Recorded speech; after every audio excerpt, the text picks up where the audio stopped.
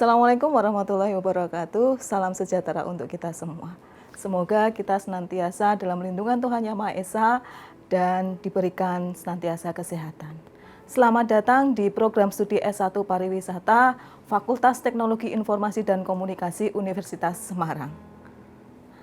Program studi pariwisata dengan izin pendirian Menpen nomor 852 /M/2020. Jadi untuk program studi pariwisata tergolong di USM baru. Program studi S1 pariwisata adalah berbasis teknologi informasi dan kearifan lokal. Nah, ini dibuktikan dalam mata kuliah yang ada di dalam semester 1 sampai dengan 8.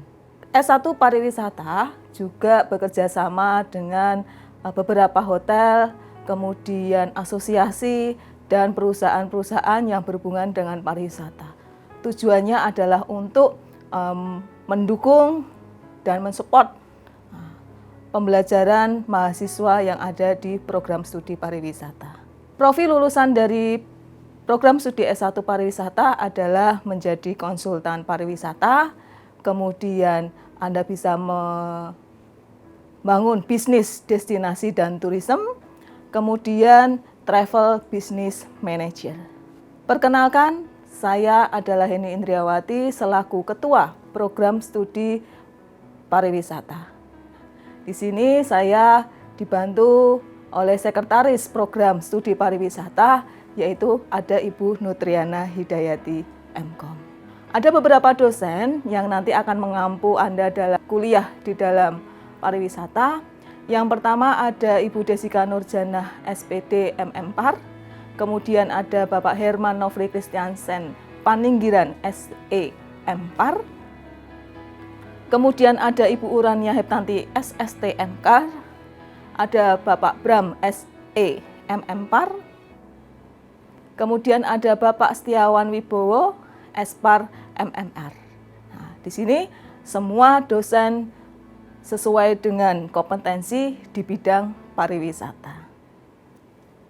Nah, kurikulum yang ada di program studi pariwisata itu adalah berbasis MBKM, yaitu Merdeka Belajar Kampus Merdeka, di mana dibagi menjadi 3, yaitu semester 1 sampai semester 5, itu mahasiswa diberikan bekal mata kuliah yang berhubungan dengan keilmuan inti dari program studi pariwisata.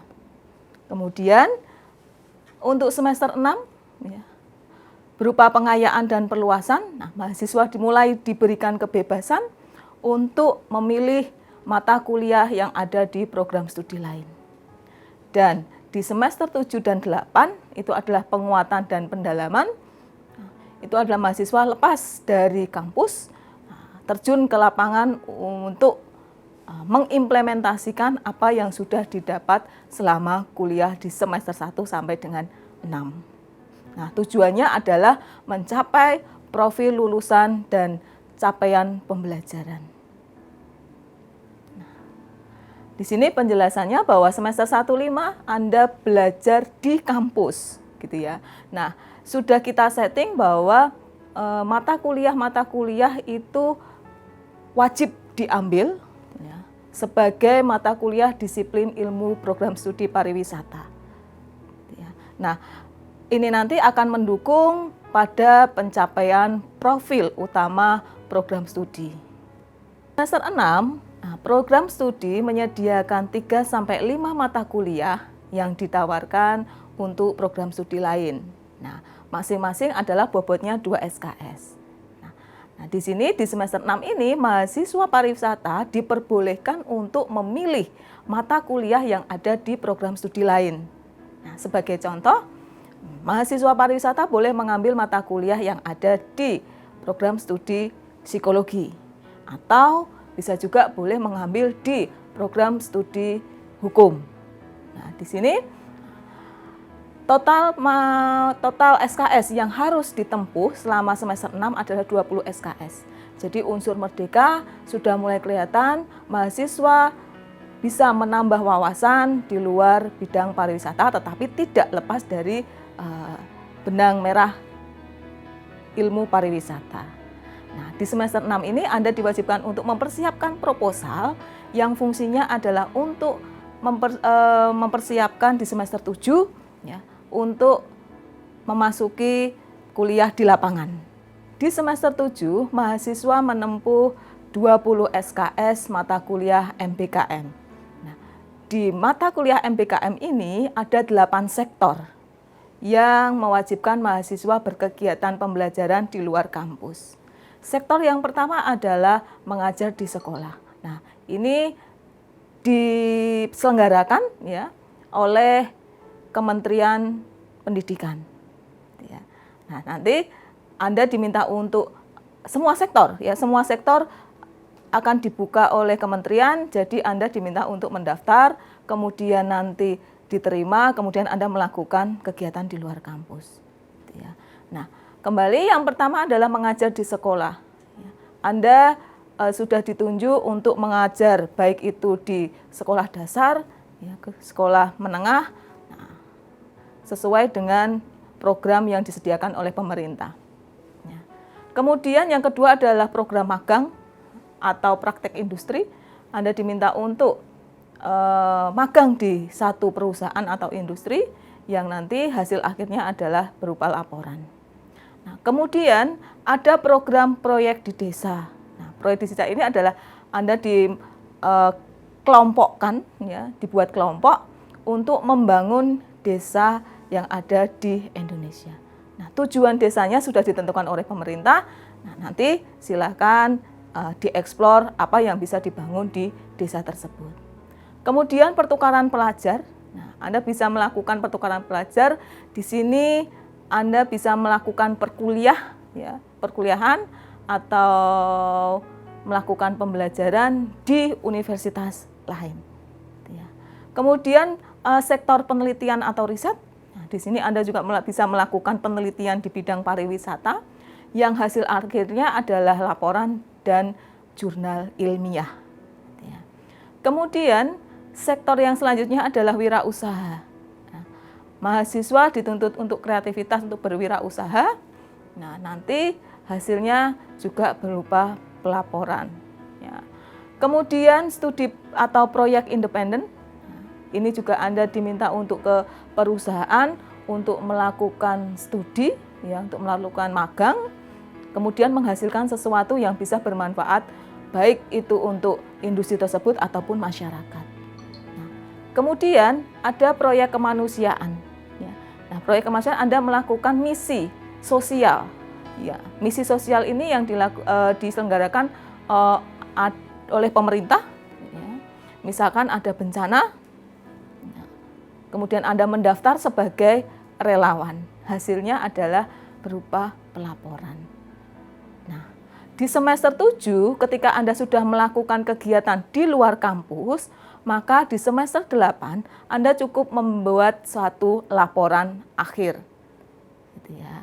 Nah, menyusun laporan di semester 7 akhir, kemudian di semester 8 Anda mulai disidangkan hasil laporannya. Nah, kemudian ini adalah kurikulum untuk semester 1 ya, untuk mahasiswa baru program studi pariwisata.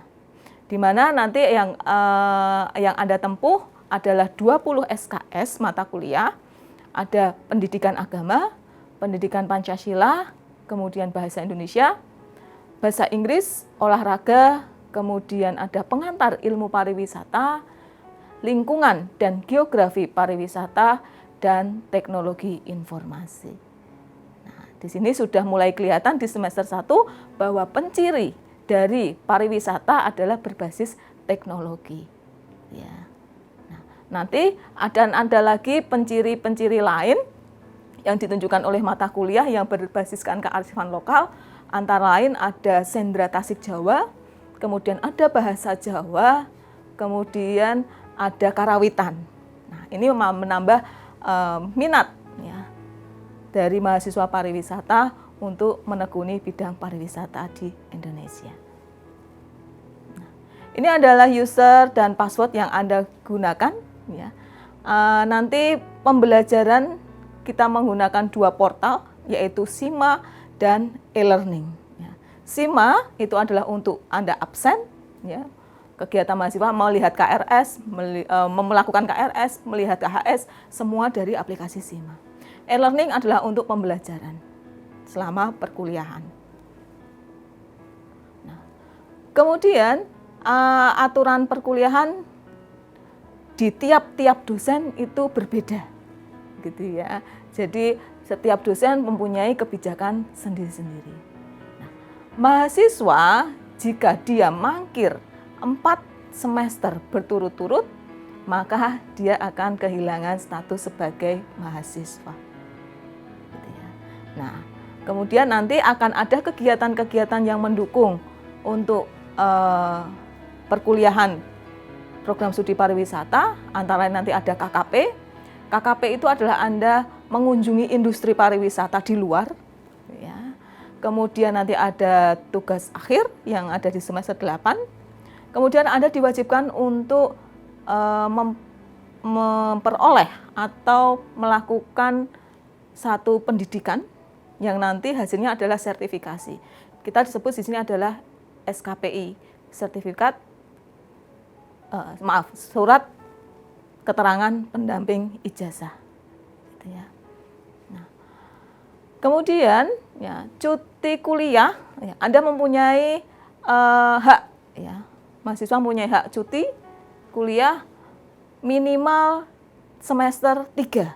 Di semester 3 Anda boleh mengajukan cuti, dan cuti itu maksimal 2 kali selama masa studi, gitu ya.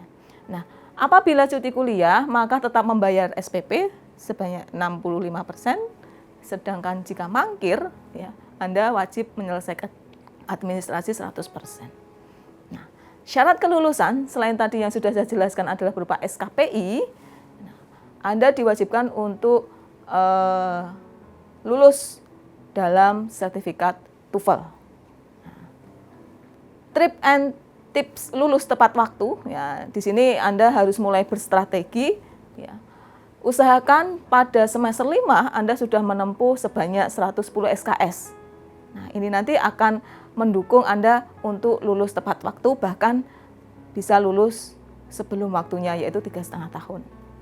Nah, kemudian kerja praktek itu dilakukan selama 1 semester, yaitu di semester 7.